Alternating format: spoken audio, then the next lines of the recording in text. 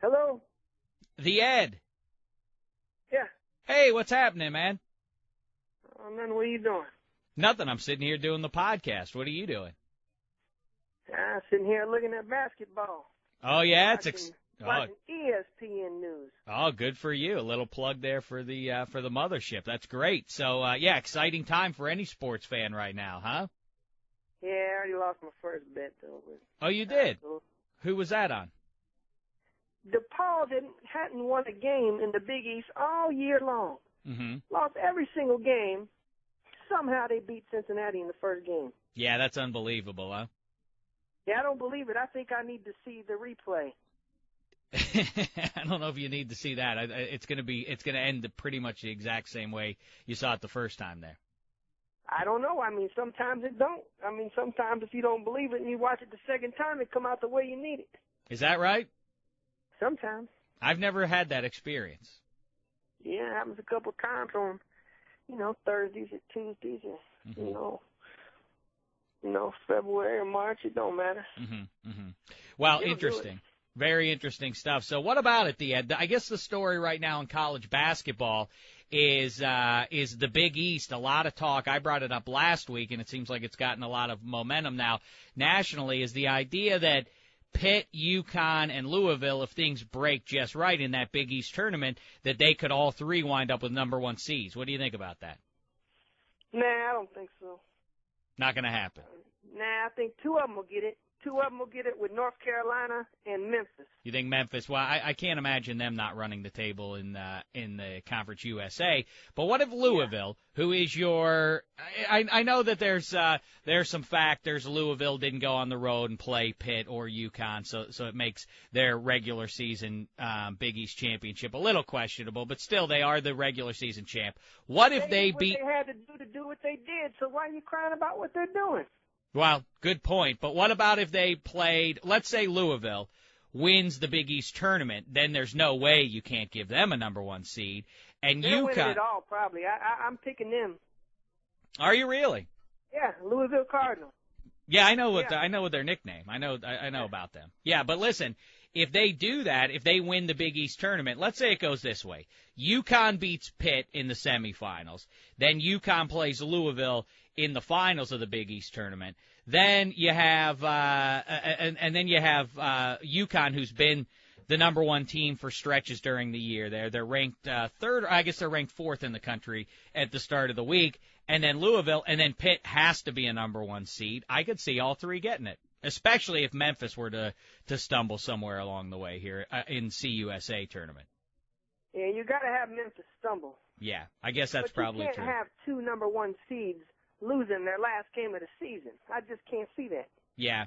All right, well, fair enough. And you're looking forward to, I guess it goes without saying, you're looking forward to the tournament, especially you sitting in Vegas. I love to go out to Vegas around tournament time. No better atmosphere than sitting in one of those sports books and watching the action. It's loads and loads of fun. Is that what you do? You make it out to one of the sports books to watch your March Madness? Yeah, I go out there.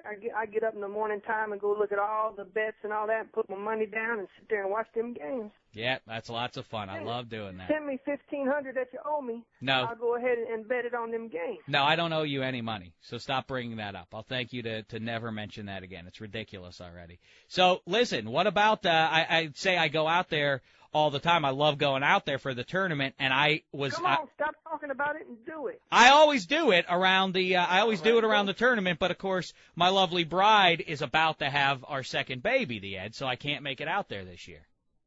Why? It only take a couple hours to have a baby. You go there, say, "Hey, baby, how you doing?" Mm-hmm. You get on a plane, you come out here. She don't want to be around you when she's having that baby. She's gonna be a whole bunch of turmoil and all that nonsense like that. Why you want to be around that old gripey lady just had a baby?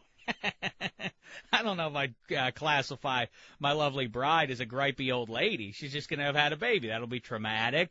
And plus, for my part, it's important for me to be there for the first moments of this little child's life, no? All you do is cut the string and go. No, I mean, and then plus we also have the little girl, too. I have to be there for her, right? Is your mother coming out there. Well, she told me she was, but she's coming No, out my there, mother. right? No, yes, my mother is going to be there, but I know she didn't talk to you. How did I know that then? How did I know? Don't say I didn't. Don't say she didn't tell me. Listen, she didn't talk to you. Mo Dameshek did not speak with you. Why do you have? We spoke on the phone with her a couple of weeks ago. I thought we'd move past this. Listen, Mm-hmm. all I know is what I can know, and some stuff you'll never know. So that's how we know.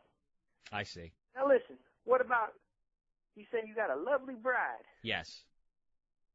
Well, I mean, the bride part I can probably understand, but I've never seen her, Yeah. so I don't know how lovely she is. Well, take my word for it. She's lovely on the inside and out. I ain't never seen the inside of nobody. All right, it talks about what kind of heart they have, and I don't mean the heart that makes the blood flow. I mean her way in the world. She's got a nice disposition. She cook? She cooks some, yeah. Some? Yeah. I don't like the sound of that. Well, Ed, you gonna have your parents gonna be there. Yeah. Probably her parents will come too, right? That's right. Yeah. That's and all them people carrying on with that baby. And what, you live in a studio apartment, right? No. I live in a house. I thought you told me you live in a studio apartment. No, I didn't tell you that. You must be confusing me with someone else. But either way, so are you suggesting that I'll be able to sneak away and no one would miss me if I snuck off to Vegas for a couple of days? They don't care. They don't, man. All the grandmas and grandfathers, the grandfather's going to be sitting around drinking whiskey and wine, and the grandmother's going to be over there just, oh, the baby's so pretty. It's so pretty. He's so nice. He likes chicken. He likes rice. Oh, yeah, he's so great. That's all they do. So my father is going to be drinking whiskey and wine. I didn't realize that was going to be the case. But all right, so let's say he's doing that, and then Mo Dameshek's going to dote on the grandchildren. So therefore, again, I can go, and you and I'll catch up with you in Las Vegas, and we'll go to a sports book, and we'll watch hoops all day. Bring some money. That's all I say. Yeah. Well, listen, can you loan me some? Because, times are tight with, 2 little kids. I'm watching every nickel and dime right now. You know how many kids I got? I think, what is it, 5 or 6? Yeah, I got 5 boys. How could I expect with 5 kids that I'm raising? You're not raising them. They're grown. They're all grown, and in fact, you live under one of your son's roof. So you're pretty much the one being taken care of by your son. All I know is I drove in a run last night. You did what? I got an RBI. What do you mean an RBI? Oh, you didn't know I'm playing adult baseball? Oh, I forgot about that. I'm sorry. Yeah. Wow, impressive. A man of 55 out there playing adult baseball. How's that going? I'm the oldest guy in the league, man. I bet you are. Yeah, 55. Yeah. I can't imagine there are many guys out there doing that. Me and Franklin signed up for baseball. Franklin broke his ankle the first practice. Oh, no. So he's out his $450 fee. Your pal Franklin. Yeah, that's too bad. And me, I got hurt the first game, but I'm all right now. But last night we had our first game, and there's 10 people. We had 11, but Franklin got hurt. Right, like you mentioned. So, so usually I just sit on the bench, but one guy showed up late. So they said, Ed, you're starting. And so I started in right field.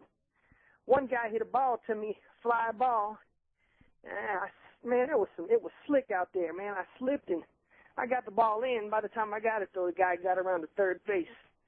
But so finally I got to bat, and this kid threw a ball. I stood up there at home plate, mashed my bat on the plate. I was ready.